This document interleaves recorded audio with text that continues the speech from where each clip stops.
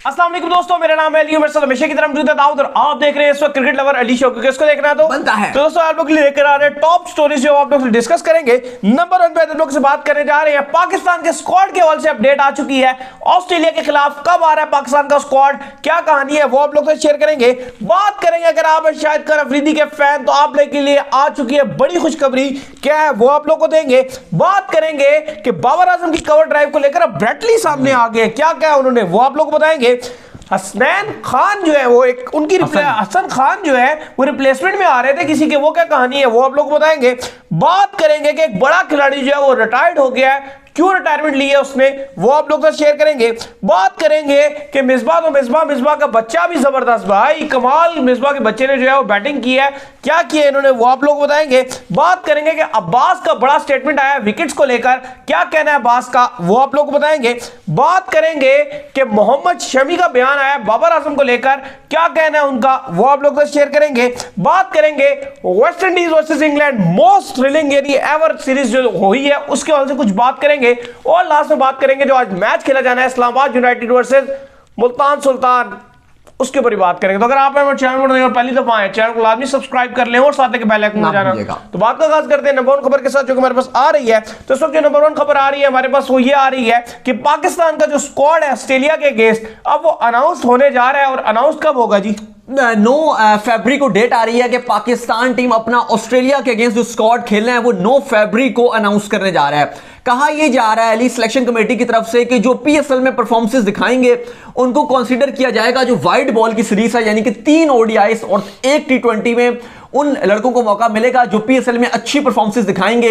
इसके अलावा जो टेस्ट का स्क्वाड है वो भी तैयार किया जाएगा। लेकिन कुछ खबरें ये भी हैं, जैसे आपको पता है शान मसूद बड़ी अच्छी फॉर्म में नजर आ रहे हैं, कल भी बड़ी जबरदस्त पारी खेली थी, उससे पहले वाले मैच में भी शानदार फॉर्म में नजर आ रहे थे शान मसूद, तो उनको टेस्ट में मौका मिल सकता है। वो है टेस्ट की बैट्समैन, उनको मौका वही मिलना चाहिए। हाँ, लेकिन पीएसएल में जो उनकी शानदार परफॉर्मेंस रही है उसका रिवॉर्ड उनको मिल रहा है कि उनको टेस्ट के स्क्वाड में रखा जा रहा है। और पाकिस्तान और ऑस्ट्रेलिया का जो स्क्वाड है वो 9 फरवरी को जो है वो अनाउंस किया जा रहा है। तो ये बड़ी जबरदस्त खबर है। और क्रिकेट ऑस्ट्रेलिया की जो सिलेक्शन कमेटी है, जो जॉर्ज बेली चीफ सिलेक्टर हैं, उनकी सरबराही में वो भी मसरूफ है इस टाइम अपने प्लेयर्स को देखने में कि कौन से प्लेयर को हमने पाकिस्तान में भेजना चाहिए जो वहां पर अच्छा करेगा। तो दोनों मुल्कों की जो सिलेक्शन कमेटियां हैं इस टाइम अपने कामों में फुल टून लगी हुई है, बिल्कुल सर जोड़कर बैठी हुई है। 9 को जो है वो तारीखी जो सीरीज है इसका स्क्वाड जो है वो अनाउंस किया जाएगा। इसके बाद जो खबर आ रही है जी वो आ रही है शाहिद खान अफरीदी के हवाले से। अगर आप शाहिद खान अफरीदी के फैन तो अच्छी खबर यह है कि वो मुकम्मल तौर पर फिट हो चुके हैं और उन्होंने अपना जो एयरपोर्ट मतलब जो होटल है उसमें भी रिपोर्ट कर दिया जी कोयटा ग्लैडिएटर को। बिल्कुल, क्योंकि कल शायद अफरीदी ने एक वीडियो भी रिकॉर्ड करवाई थी जहां पर विवन रिचर्ड जो कराची पहुंच गए उनको बड़ा वेलकम किया था और कहा था कि उनके आने से कोयटा की टीम जो है वो बड़ी मजबूत हो जाएगी। साथ साथ उन्होंने जो पिछले मैच में नसीम शाह ने जो पिछले से पिछला वाला मैच गुजरा है नसीम शाह का, उसमें उन्होंने बड़ा अप्रिशिएट किया कि नसीम शाह शानदार फॉर्म में नजर आ रहे हैं, उन्हें बेस्ट ऑफ लक भी बोला और गुड लक भी कहा।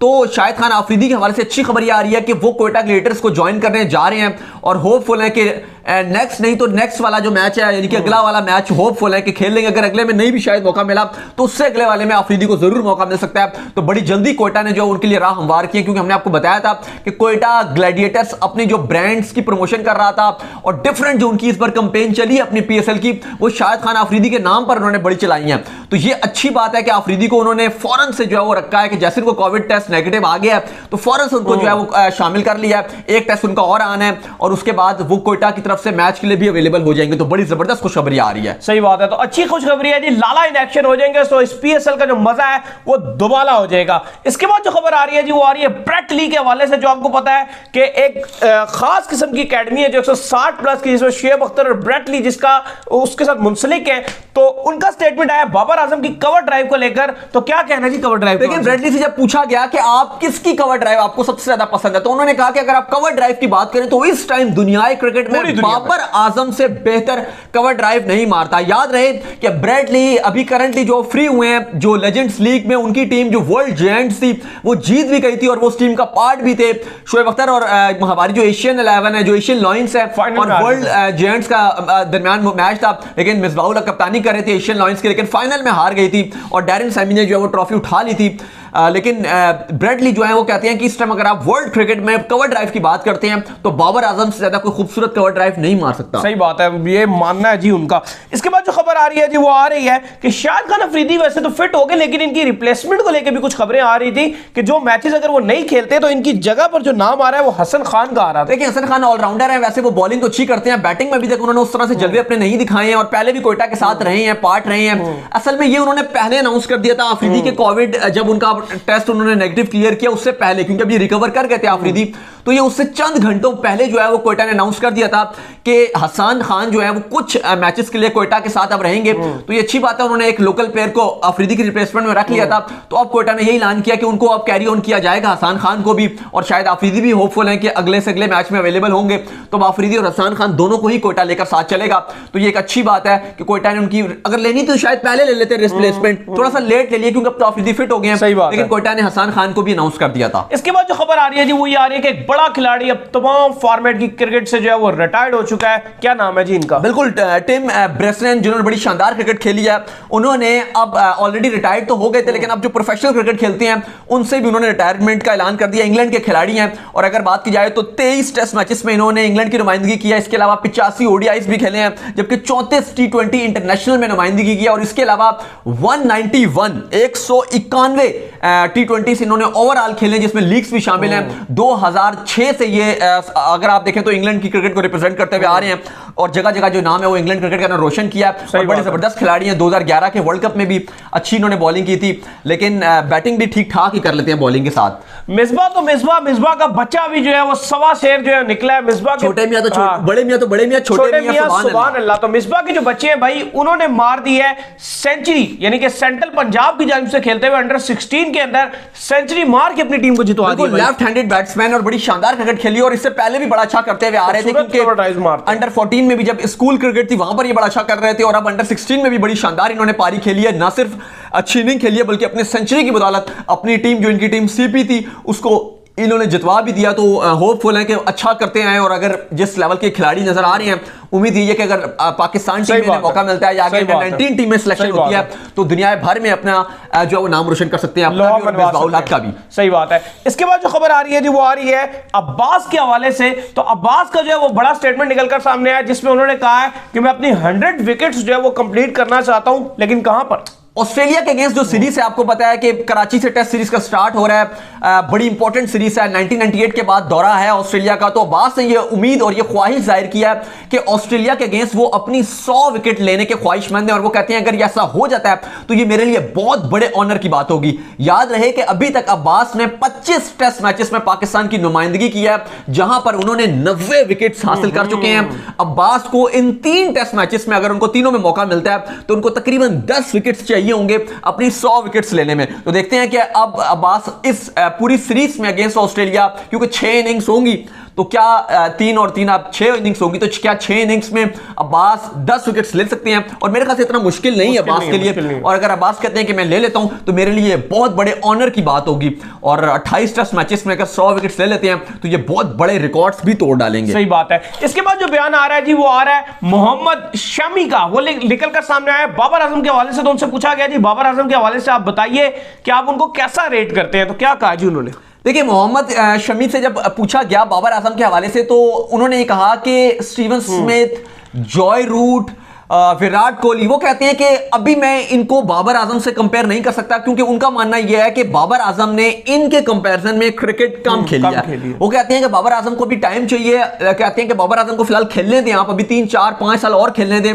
जब बाबर आजम भी 8-10 साल उनको हो जाएगा इंटरनेशनल एरा में क्रिकेट खेलते हुए, वो कहते हैं 10 साल के बाद आप ज्यादा अच्छा जज कर सकते हो कि बाबर आजम कहां पर है। लेकिन रियलिटी यह है कि बाबर आजम जिस तरह की बल्लेबाजी कर रहे हैं इस टाइम ऑलरेडी उन्होंने बड़े बड़े रिकॉर्ड्स तोड़ना शुरू कर दिए हैं। लेकिन वो बात ठीक है आपके 100% मैं आपसे एग्री करता हूं कि बाबर आजम इस वक्त कमाल जा रहे हैं, लेकिन तो असल चीज होता है फेलियर से डील करना।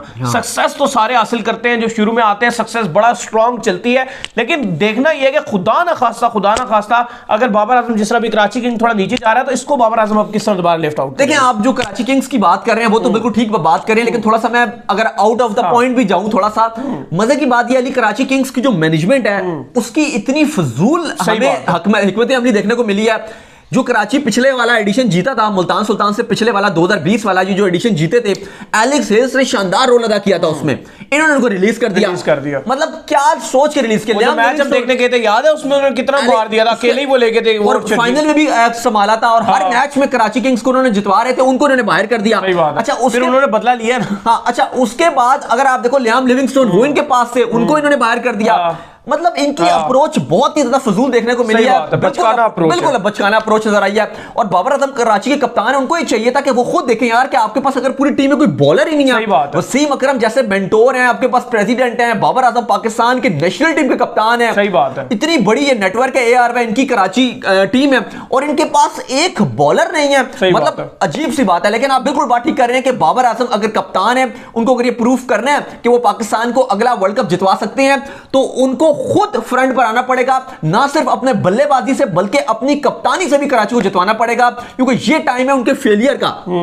कराची का इससे बुरा स्टार्ट कभी नहीं हुआ, 3 में से 3 बार फारिग हो गया कराची, क्योंकि बाबर आजम का कल बयान भी आया था, उन्होंने ट्वीट भी किया था, वो यही कह रहे थे कि अभी तक खत्म नहीं हुआ, और जब तक सब कुछ खत्म नहीं होता तो आप ये नहीं कह सकते कि खत्म हो गया। ये तो एकदम से कराची के अपना जीतना शुरू करें, लगातार ही जीतता निकल जाए, वो तो आगे ये तो बाबर आजम के ऊपर है ना कि वो टीम को कैसे उठाएंगे। और अब क्योंकि होपफुल है कि शायद मोहम्मद आमिर भी अगले मैच में एक्शन दिखाई दे दें, लेकिन कराची की जो बॉलिंग है और उनकी जो सिलेक्शन है वो इंतहाई पोर हुई है, क्योंकि ये नहीं कि हम कह रहे हैं कि हार गई तो कह रहे हैं, बॉलर एक ही नहीं है, एक भी बॉलर नहीं है पूरी टीम में। सही कह रहे हैं। तो बहरहाल होपफुल है कि बाबर आजम अच्छा कराची को लीड करेंगे और आगे लेके जाएंगे। लेकिन फिलहाल जो शमी की बात है, वहां से अगर आप देखेंगे तो बाबर आजम ने जिस तरह से अपने आप को ऊपर उठाया है, इतनी जल्दी कोई भी, ना केन विलियमसन, ना स्टीवन स्मिथ, ना जॉय रूट, इस टाइम तीनों फॉर्मेट में बाबर आजम जो है वो अपना लोहा मनवा रहे हैं। सही बात है। इसके बाद जो खबर आ रही है जी, वो आ रही है वेस्ट इंडीज वर्सेस इंग्लैंड। तो मोस्ट थ्रिलिंग सीरीज जो है वो एंड हुई, एंड इसको जो है वेस्ट इंडीज ने अपने नाम किया, लेकिन क्या जबरदस्त किस्म की सीरीज हुई यार,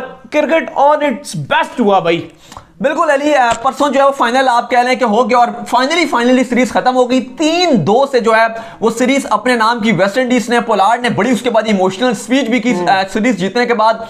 इस मैच में पोलार्ड, अगर पहले बात की जाए तो पहले 179 रन बोर्ड पर लगाए 4 विकेट के नुकसान पे वेस्ट इंडीज ने, जहां पर पोलार्ड की शानदार बल्लेबाजी देखने को मिली, जहां पर वो चौथे मैच में शायद लग रहा था कि पता नहीं उन्होंने क्या पिया है, जो वो होश में नहीं थे, उनको रिक्वायर्ड रेट नजर ही नहीं आ रहा था, वो अपने सिंगल डबल और डॉट कर रहे थे, समझ नहीं आया था कि क्या हुआ था उनको चौथे मैच में। लेकिन वहीं पर जो कल जिस तरह की उन्होंने बारी खेली है, छा गए थे पोलार्ड, 25 गेंदों पे 41 रन उन्होंने मारा, 2 छक्के और 1 चौका। साथ ही रोमान पाउल को इन्होंने जल्दी प्रमोट किया, ये भी अच्छी बात इन्होंने की, और उन्होंने भी 17 गेंदों पे 35 रन बनाया। हम कह रहे थे कि रोमान पाउल क्यों नहीं आए बैटिंग करने के लिए चौथे मैच में, इसलिए, लेकिन फाइनली उनको मौका मिला और 179 ने जब बोर्ड पर लगा दिए, उसके बाद इंग्लैंड ने भी अच्छी खासी ठीक ठाक ही बैटिंग की थी। जिम विंस ने 55 बनाए 35 गेंदों पे, लेकिन होल्डर ने 5 विकेट्स लिए, जिसमें उन्होंने हैट्रिक भी स्कोर की। 4 विकेट्स तो इकट्ठे लिए उन्होंने आखिरी ओवर में, जब चेस करने के लिए जा रहा था इंग्लैंड, तो लगातार 4 बॉलों पर 4 आउट किए विकेट्स उन्होंने टोटल लिए।